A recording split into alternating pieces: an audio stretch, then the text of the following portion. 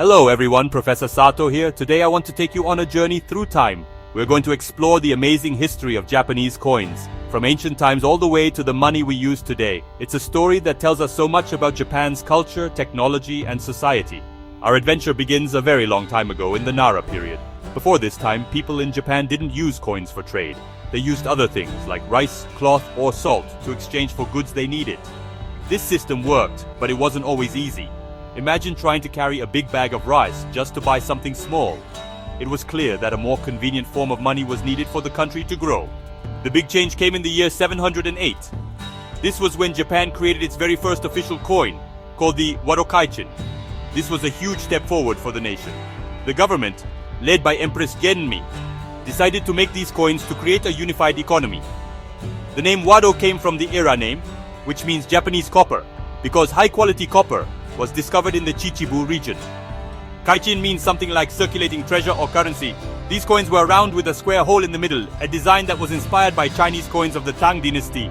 This shape made them easy to carry on a string, which was very practical for people in their daily lives. Making these first coins was a very interesting process. Skilled craftsmen used a method called casting. First, they would create a mold, usually out of clay or stone, with the shape of the coin carved into it. Then, they would melt copper in a very hot furnace until it became a liquid. This molten copper was carefully poured into the molds. After the metal cooled down and became solid, the molds were broken open to reveal the newly formed coins. The characters Hitonkaijin, Wadōkaichin were clearly visible on the surface. This was a difficult and labor-intensive job, but it was the beginning of Japan's long and fascinating history with currency. The government strongly encouraged people to use the new Wadōkaichin coins. They wanted to move away from the old system of bartering with rice and cloth. To make this happen, they offered rewards to people who saved and used the coins.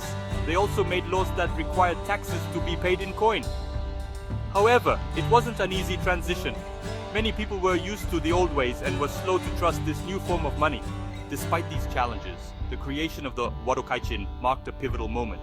It was the first time Japan had its own government-issued currency, laying the foundation for the economic systems that would follow for centuries to come. After the Wadōkaichin, the Japanese government tried to issue its own coins for about 250 years. This series of coins is known as the Kocho Junisen, or the 12 coins of the imperial court. Each new emperor would often issue a new coin to show their authority. However, creating these coins was very expensive and difficult. Over time, the quality of the metal used in the coins decreased, and people started to lose faith in them. They preferred to go back to using rice and silk for important transactions. By the middle of the 10th century, the Japanese government stopped minting its own coins altogether. This created a kind of money vacuum in the country. With no official Japanese coins being made, people needed something to use for trade, especially as commerce between different regions grew. The solution came from across the sea. During this time, Japan had a very active trade relationship with China. Chinese coins, which were well made and trusted, began to flow into Japan in large quantities. For several hundred years, from the Heian period through the Kamakura and Muromachi periods, imported Chinese coins became the main currency used in Japan. People used them for everything, from buying daily necessities to paying for land and services. It's amazing to think that for so long, the Japanese economy ran on money from another country. This reliance on foreign currency continued right into one of the most turbulent times in Japanese history, the Sengoku period, or the Age of Warring States. During this era, powerful regional lords known as daimyo fought each other for control of the country. These lords needed a lot of money to pay for their armies, weapons, and castles. While Chinese coins were still used for everyday transactions, the daimyo began to create their own forms of money for large-scale payments. They started to mine for gold and silver in the territories they controlled. This was a major shift as it moved the power of creating money away from the central government and into the hands of these powerful warlords. Instead of making small, round coins, these warlords created something much more impressive: large plates of gold and silver. These were not meant for the average person to use at the market. They were used for rewarding loyal samurai, funding military campaigns, and conducting major business deals. These plates, known as shikin, gold plates, and chogin, silver plates, were valued by their weight. Each plate was often stamped with the seal of the daimyo who issued it, guaranteeing its purity and value. This was a very direct and powerful way for a warlord to show their wealth and authority in a time of constant conflict and uncertainty. As the chaotic Sengoku period drew to a close, One man rose above the rest to unify Japan: Toyotomi Hideyoshi. He was a brilliant strategist and a master of politics, and he understood the immense power of money. Hideyoshi wanted to create a single unified currency system for the entire country, one that would be under his control. He took the idea of using gold, which the daimyo had started, and turned it into a standardized and official system. He ordered the creation of the most spectacular gold coins Japan had ever seen. This was a way to show off his incredible wealth and solidify his position as the ruler of all of Japan. The most famous of these new gold coins was the Tensho oban. The oban was a massive oval-shaped gold plate much larger and heavier than any coin before it. It was truly a symbol of ultimate power and prestige. Each oban was carefully made by hand. A master goldsmith would hammer a sheet of gold into the correct shape and size. Then, the coin was inked with beautiful calligraphy written in sumi ink, stating its value and the name of the craftsman who oversaw its creation. Finally, it was stamped with official seals to guarantee its authenticity. These were not coins for everyday people. They were used by Hideyoshi to give as special rewards to his most trusted generals and allies. While the oban was for the super rich and powerful, Hideyoshi also knew that a smaller gold coin was needed for high-value trade among merchants and samurai. This led to the creation of the koban. The koban was also an oval-shaped gold coin, but it was much smaller and lighter than the oban. One koban was worth 1 ryo, which was the basic unit of gold currency at the time. Like the oban, each koban was hammered by hand and stamped with official seals. These coins became the backbone of large-scale commerce, making it easier to conduct business across the country without having to weigh gold dust or carry bulky silver plates. Hideyoshi's currency reforms were a turning point in Japanese history. By creating the oban and koban, he established a national standard for gold currency that was recognized everywhere in Japan. This helped to stabilize the economy after a century of war and encourage trade to flourish. His system was so successful that it laid the groundwork for the currency of the next era, the Tokugawa period. The magnificent gold coins he created were not just money. They were works of art that projected an image of a unified, powerful, and prosperous Japan under his rule. They remain some of the most iconic and valuable coins in Japanese history. After Toyotomi Hideyoshi, the Tokugawa clan came to power and established a shogunate that would rule Japan for over 250 years of peace and stability. This long era is known as the Edo period. The Tokugawa shogunate built upon Hideyoshi's ideas and created a very sophisticated and well-organized currency system. This system is famously known as the trimetallic system because it used 3 different metals: gold, silver, and copper. Each metal had its own specific role and was used in different parts of the country and by different social classes. This complex but effective system helped the economy of Edo Japan to grow and thrive. Gold coins, like the koban, were the highest form of currency. They were primarily used in the eastern part of Japan, especially in the capital city of Edo, which is modern-day Tokyo. The gold standard was based on the ryo, and these coins were used by the wealthy samurai class and for large business transactions. Silver, on the other hand, was the main currency in the western part of Japan, particularly in the great merchant city of Osaka. Silver was not made into coins of a fixed value. Instead, it was traded by weight in the form of silver bars or lumps called chogin and mamitajin. This meant merchants had to carry scales with them to weigh the silver for every transaction. For the vast majority of people, the coin of daily life was made of copper or sometimes brass. The most important and widespread of these was the kanei tsuho. First minted in the Kanii era, which began in 1626, this coin was produced for over 200 years, long after the Kanei era itself had ended. It was a round coin with a square hole in the middle, just like the ancient Wadōkaichin. These coins were used by everyone, farmers, craftsmen, and townspeople, to buy food, pay for small services, and handle all the little expenses of everyday living. Billions of Kanei Tsuho coins were minted over the centuries, and they became a true symbol of the Edo period economy. The challenge of this 3-metal system was that the exchange rates between gold, silver, and copper were not fixed by the government. They would fluctuate based on supply, demand, and the market conditions of the day. This created a whole profession of money changers who would sit in stalls and exchange one type of currency for another, taking a small fee for their service. Despite this complexity, the Tokugawa system worked remarkably well for a long time.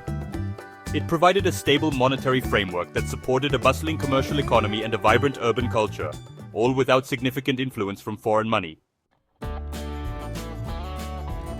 The long, peaceful Edo period came to an end in 1868 with the Meiji Restoration. This was honestly a time of incredible and rapid change for Japan. The new Meiji government wanted to modernize the country as quickly as possible to catch up with the Western powers. One of the most important reforms they undertook was to completely overhaul the nation's currency. The old, complicated Tokugawa system, with its 3 metals and fluctuating exchange rates, was seen as outdated and inefficient for a modern industrial nation. Japan needed a single, simple and unified currency that everyone could use. In 1871, the government passed the New Currency Act. This historic law officially established the yen, written as N, as Japan's new national currency. The yen was designed to be a decimal system, which was much simpler than the old system. 1 yen was divided into 100 sen, and 1 sen was divided into 10 rin. This made calculations much easier for everyone, from government officials to ordinary shopkeepers. The government declared that the old clan-issued paper money and various coins from the Edo period would be gradually phased out and replaced by the new yen currency. This was a bold move to centralize economic power under the new government. Along with creating a new currency, the Meiji government also introduced modern, Western-style technology for making coins. They stopped the old method of casting coins by hand, which was slow and produced inconsistent results. Instead, they built a state-of-the-art facility, the Japan Mint, in Osaka in 1871. This new mint was equipped with steam-powered machines imported from Great Britain. These machines could strike coins with incredible precision and speed. This process, called machine striking, involves pressing a blank metal disc between 2 dies that have the coin's design engraved on them. The result was perfectly uniform coins with sharp, detailed designs that were difficult to counterfeit. The first coins of the new yen system were beautiful examples of this new technology. They were made of gold, silver, and copper, following the international standards of the time. The gold coins came in denominations of 1, 2, 5, 10, and 20 yen. The silver coins included a large 1 yen coin that was used for foreign trade, as well as smaller coins. And new copper coins were made for the sen and rin denominations. The designs on these coins were also new and symbolic. They featured a dragon, a powerful symbol of the emperor, and a chrysanthemum flower, the seal of the imperial family. This was a clear message that Japan was a modern, proud, and unified imperial nation. The Meiji government had a clear goal: to make the Japanese yen a stable and respected currency on the world stage. To achieve this, they decided to adopt the gold standard. The gold standard was an international monetary system where a country's currency had a value directly linked to a specific amount of gold. The New Currency Act of 1871 initially set up the yen to be based on gold. This meant that in theory, you could take your yen banknotes to a bank and exchange them for a fixed quantity of gold. This policy was intended to build international confidence in Japan's new currency and make foreign trade easier. However, putting the gold standard into practice was not so simple. At the time, silver was still widely used in trade throughout Asia. To facilitate commerce with its neighbors, Japan also minted a large silver 1 yen coin for trade purposes. For a while, Japan was effectively on a bimetallic, or gold and silver standard. But as the global price of silver began to fall, this created economic instability. The government realized that to truly be part of the modern global economy, dominated by Great Britain and the United States, it needed to commit fully to gold. After winning the First Sino-Japanese War in 1895 and receiving a large payment of gold from China, Japan had the resources it needed. In 1897, Japan officially adopted a pure gold standard. The coinage law was revised, and the value of the yen was repegged to a new, smaller amount of gold. New gold coins of 5, 10, and 20 yen were minted to reflect this new standard. This move was a success. It stabilized the value of the yen, attracted foreign investment, and helped Japan's economy to grow rapidly. For several decades, the gold standard provided a solid foundation for Japan's industrialization. The country was seen as a reliable and modern economic power, and the yen was a trusted currency both at home and abroad. This golden era, however, did not last forever. The global economic landscape was dramatically changed by World War I and the Great Depression that followed in the 1930s. Many countries, including Great Britain, were forced to abandon the gold standard to deal with severe economic problems. Japan faced similar pressures. The government needed more flexibility to manage the economy and fund its growing military expenditures. In December 1931, Japan suspended the gold standard. This meant the yen was no longer convertible to gold. This was a major turning point, moving Japan away from a fixed currency system and toward a managed currency system, where the government and central bank control the money supply. The period leading up to and during World War II was a time of immense strain on Japan's resources. The country was focused on military expansion, and every available material was needed for the war effort. This had a dramatic effect on the nation's coinage.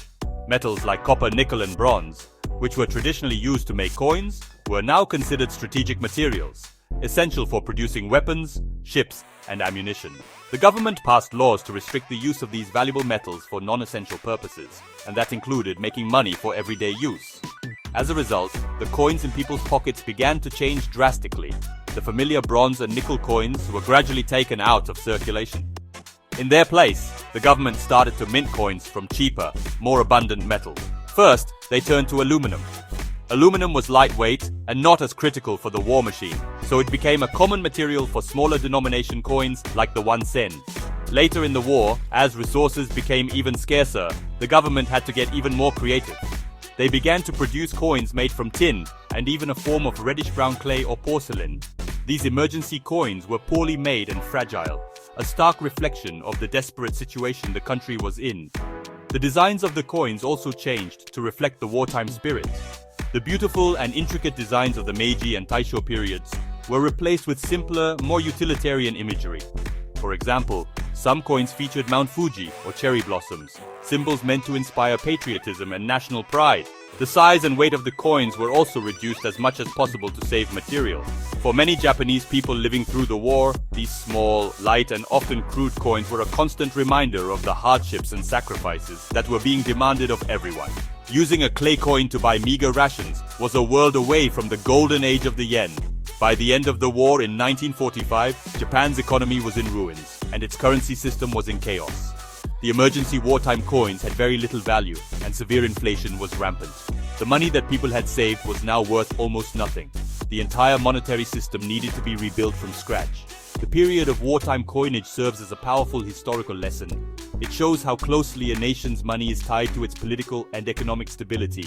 The shift from beautiful silver and bronze coins to simple aluminum and clay ones tells a vivid story of a country dedicating everything it had to a massive conflict. After the end of World War II, Japan was faced with the monumental task of rebuilding its shattered nation. The economy was in a state of hyperinflation, meaning prices were rising so fast that money was losing its value almost daily. The old yen, including the wartime emergency currency, was practically worthless. A complete monetary reform was urgently needed to stabilize the economy and give people confidence in their money again.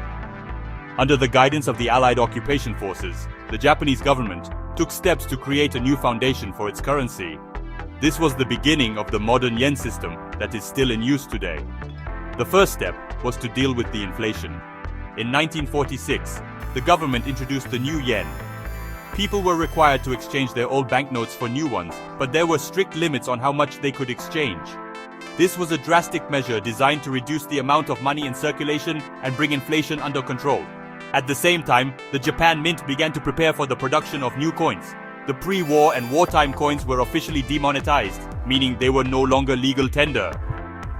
A fresh start was needed, with new designs that would reflect the values of a peaceful and democratic New Japan. The first post-war coins began to appear in the late 1940s and early 1950s. These coins were simple and practical. For example, a brass 5 yen coin was introduced in 1948, and a bronze 10 yen coin followed in 1951. A key feature of these new coins was their designs. Gone were the dragons and military symbols of the past.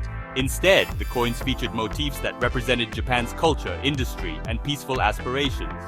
The 5 yen coin, for instance, shows a rice plant, a water wheel, and a gear, symbolizing agriculture, fisheries, and industry. The 10 yen coin features the beautiful Byodo-in Phoenix Hall, a famous temple in Uji that is a UNESCO World Heritage Site. Over the next decade, the lineup of modern Japanese coins was completed. The lightweight aluminum 1 yen coin was introduced in 1955. In the same year, a 50 yen coin made of pure nickel and featuring chrysanthemums was issued. This coin was notable for not having a hole in the middle. Then, in 1957, a silver 100 yen coin featuring a phoenix was created. These 5 coins, the 1, 5, 10, 50, and 100 yen, formed the core of Japan's new currency system. They were well made, practical, and carried designs that the Japanese people could connect with. They represented a return to stability and a hopeful look toward a brighter economic future. Today, the coins we use in Japan are direct descendants of those introduced in the post-war era, but with some important updates. The current lineup consists of 6 coins: the 1, 5, 10, 50, 100 and 500 yen. The 1 yen coin is still made of 100% aluminum, which makes it incredibly light. In fact, it's so light that it can float on water if you place it carefully. The 5 yen and 10 yen coins have remained largely unchanged for decades. They're classic designs representing Japan's heritage. The 5 yen coin is made of brass, and is the only current coin to have its value written only in kanji, not with the numeral 5. The 10 yen coin is made of bronze, and is a familiar sight to everyone in Japan. The higher value coins have seen more changes, especially to combat counterfeiting. The 50 yen and 100 yen coins were originally made of pure nickel and silver, respectively. However, in 1967, they were both switched to a new alloy called cupro-nickel, which is the silver-colored material they are still made from today. This change was made because the value of the silver in the old 100 yen coin had become worth more than 100 yen. The designs also changed to the ones we know today: chrysanthemums for the 50 yen coin and cherry blossoms for the 100 yen coin. The biggest story in modern Japanese coinage is the 500 yen coin. First introduced in 1982, it was one of the highest value circulating coins in the world at the time.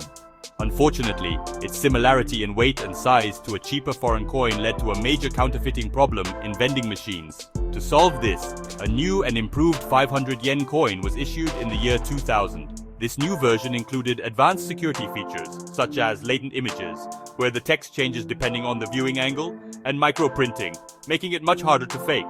An even more advanced version was introduced in 2021, featuring a bimetal 3-layer structure and other new anti-counterfeiting technologies. These modern coins are all legal tender, which means they must be accepted for payment by law. However, there is a rule that says a person can only use up to 20 of any single denomination in one transaction. This is to prevent someone from trying to pay for something expensive with a huge bag of 1 yen coins. For those interested in seeing the entire history of these coins, museums like the Japan Mint Museum in Osaka and the Currency Museum of the Bank of Japan in Tokyo have incredible collections. From the ancient Wadōkaichin to the high-tech 500 yen coin, Japan's currency tells a story of a nation's journey through time. A story that continues to be written with every new coin that is minted.